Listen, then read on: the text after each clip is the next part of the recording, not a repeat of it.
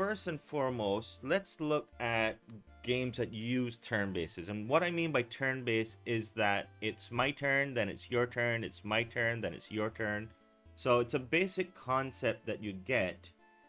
I'm going to do another tutorial on action RPG games, which basically you're just walking around slashing a sword or firing a fireball or something like that.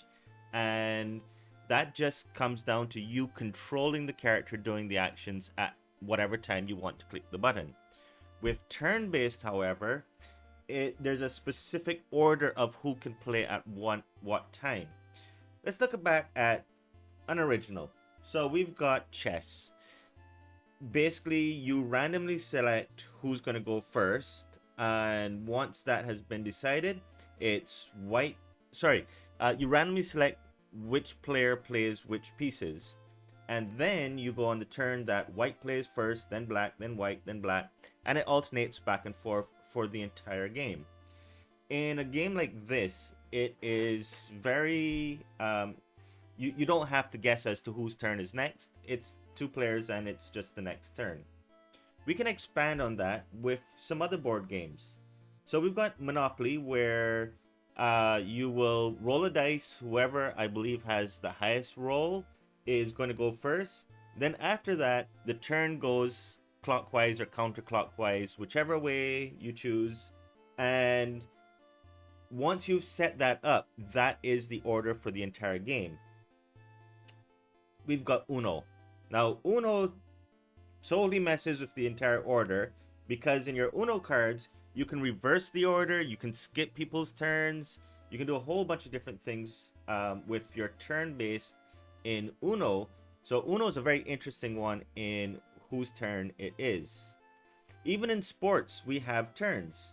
So something like golf, whoever, I guess you just go random at the tee off, but then whoever is the furthest from the hole, it's their turn to play next. And then so you get closer and closer and closer to the hole. In football, American football, they've got their own system of whose turn is it to be on defense and whose turn is it to be on offense. So even in sports, we're going to find turn-based systems. Let's look at one of the main areas where we are going to see turn-based, and this fella here comes up whenever you do research on RPG games, JRPG games, the history of them all. It always comes back to Dungeons and Dragons. And Dungeons and Dragons has a system called the initiative system. When a combat starts, so they have here that the most common way to determine initiative is to roll a d20, so 20-sided dice, add your initiative bonus, add your dexterity modifiers, plus an extra bonus from feats or other conditional elements your player may have. You let your DM know, and you can count on this order staying the same for the rest of combat. They have turn-based, but they also have where it is a round-based as well. The way my party used to play was that at the beginning of the first round, we all roll an initiative. So all the monsters, all the players, we all roll initiative rolls. We do all of our bonuses and everything. And then we play off of the order of our rolls and everything. Once the first round is done, we then do another initiative roll. So it's never stuck in a specific order. Some people don't like to do the initiative every single round. We normally used to use the initiative every single round. It kind of mixed things up, made it feel a little more realistic, I guess. I don't know. So Dungeons & Dragons has their own complex system. When we transfer those systems into games, what kind of ways can we look at having a turn-based system? So I brought up a couple of games here which I've personally enjoyed through my life. And we've got like Final Fantasy IX. In the Final Fantasy genre, we've had this thing where you're walking around the overworld and you are randomly dragged into fights. Once you're in a fight, your character is going to have a time bar. So over here we see an ATB. I believe that's action time bar. And once it's filled up, it's that character's turn to play. And the order that they fill up is going to be the order that your players make their move. The enemy will also have their own time bars, and when they fill up, they choose their actions and they execute their actions. We've got Octopath Traveler. And this one, again, you could be walking around an overworld and randomly be dragged into fights. And this one here has a system by... It's kind of like the initiative system. So there is an order as to who goes first in this system here. And they'll actually give you icons as to, okay, it's his turn, then his turn, then his turn, then his turn. So this one is not working on the action time bar, and it's working on its own system. Then we've got Final Fantasy Tactics. So this one, normally you're moving around on a map. So you'd get a map like this and you select waypoints to move towards. And at certain points, you will be dragged into some fights. Once you're in a fight, this actually goes back, in my opinion, to chess. So you've got a board which is split into a grid. Unlike chess, the board is not flat. You have pieces that can move further than other pieces. You have pieces that can cast spells or do actions that have ranges. So it's very complex in how the battle system is laid out on this map. It is not an action based. You don't just get to move. This is turn based. And the way they calculate their turn based, I have looked up some tutorials on it on YouTube. And there is a lot of complexity that goes into deciding who goes first and so on. It even goes down to your birth sign. So that gets extremely complex on the who goes first kind of part. So I'm not going to show you any of these games in action. I don't want any copyright laws, but I did start to develop a game of my own just for the fun of it.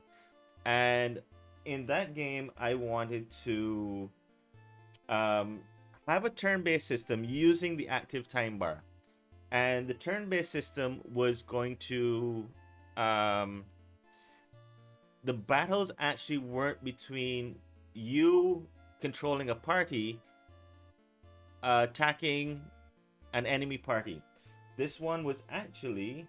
So, let me get to my main screen. Right, so it's actually a multiplayer online game. So your party of 3, so it can be 3 versus 3. And so right now I've got it in mode 2 versus 2. In this screen, I've got 2 players. In another screen, I had 2 players. This is just a pre-recorded video on YouTube. So I've got the first player, he's waiting for other people to join. Now he's waiting for someone to join. The other 2 players in the other screen will join. So, waiting for players. Once you start the battle, we get a countdown, and here's our parties attacking each other. And this is an attack time bar system. So once the time bar is filled, you can start selecting what you want to select and who you want to attack. I have a magic point system, a hit point system. So each person is choosing what they want to do at their own time. Once their time bar is filled up, we then get, so here we now get a selection menu of what you want to do, and then a selection of more specifics of what you want to do. So for instance, let's see, go back. Okay, so over there we see attack, defend, support. So in attack we have our attack spells, we've got defense spells, support spells affect other players in your party. I never did put in buffs or items. I kind of just gave up on it after a little while. I'm going to probably revisit this into a much larger concept. But it was just a single battle kind of scenario. Okay. Let's get back to Leonardo. Yes. Leonardo, where'd it go?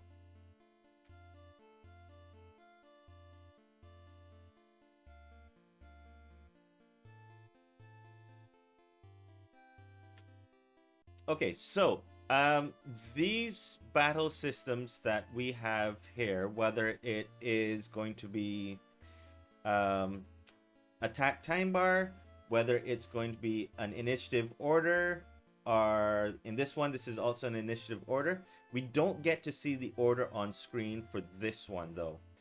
Um, this is actually the one that I'm going to focus on in my tutorial, where we're going to have an initiative order. In my couple of previous tutorials, when I was going over programming for Unity, I showed lists. So we are going to be using lists because we need to keep our order in a list, and I need to be able to inject something into a specific place in the list. So because okay, when I start, this is gonna be kind of the ending of going over the types of turn-based games there are, and there are way more types than just these three different types. So I'm gonna end this off here of just introducing you to some different types. And the next video I will be getting into will be starting to plan out the type that we're going to use, which is going to be the initiative type. So we actually see who goes at which point in the order. I like this type because it kind of allows you a little bit of strategy in knowing, okay, I've got 3 people before the enemies are going to attack, or I'm the only person left to attack before the enemies, and then my other people attack. So it makes no sense to raise some dead party members who might come back and get killed by the creatures. I should just heal myself, get through the attack, and then start doing some other stuff. So you get to choose some different strategies that you can use. All right, so that will be it for today. Not for today, for this this video. And the next video, we'll be getting into our game and selecting who goes first in the initiative order. Okay, thank you, and I will see you in the next tutorial.